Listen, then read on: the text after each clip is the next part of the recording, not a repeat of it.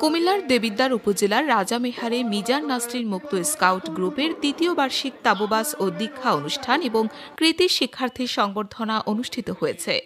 উপজেলার রাজামেহার উচ্চ বিদ্যালয় মাঠে ১ অক্টোবর থেকে কার্যক্রম শুরু হয়ে ৪ অক্টোবরের সমাপনী অনুষ্ঠানের মধ্য দিয়ে তাবুবাস ও দীক্ষা অনুষ্ঠান শেষে রাজামেহার গ্রামের কৃতি সন্তান ও মেধাবী শিক্ষার্থীদের সংবর্ধনা প্রদান করা হয়।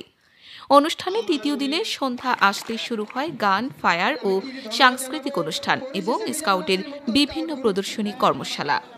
এ সময় অতিথি হিসেবে উপস্থিত ছিলেন দেবিদ্বার উপজেলা নির্বাহী কর্মকর্তা রাকিবুল ইসলাম, মিজান নাসরিন মুক্ত স্কাউট গ্রুপের উপদেষ্টা, ক্যাম্প ও দীক্ষা অনুষ্ঠানের আহ্বায়ক মোশাররফ হোসেন এবং সদস্য সচিব কাজী সাদিকুর রহমান।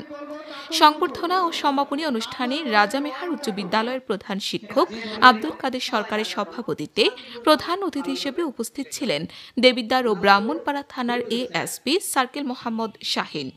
বিশেষ অতিথি হিসেবে উপস্থিত ছিলেন মাসুদুর রহমান মুন্সী সহ স্কাউটের জেলা ও উপজেলার নেতৃবৃন্দ এবং এলাকার গণ্যমান্য ব্যক্তিবর্গরা। পুরো অনুষ্ঠানটি সঞ্চালনা করেন সিনিয়র প্যাট্রোল লিডার কাজী জুবায়ের। অনুষ্ঠানে নিরাপত্তা ও সার্বিক সহযোগিতায় ছিলেন স্থানীয় এলাকাবাসী, স্কাউট দল সহ দেবিদ্বার থানার পুলিশের একটি টিম।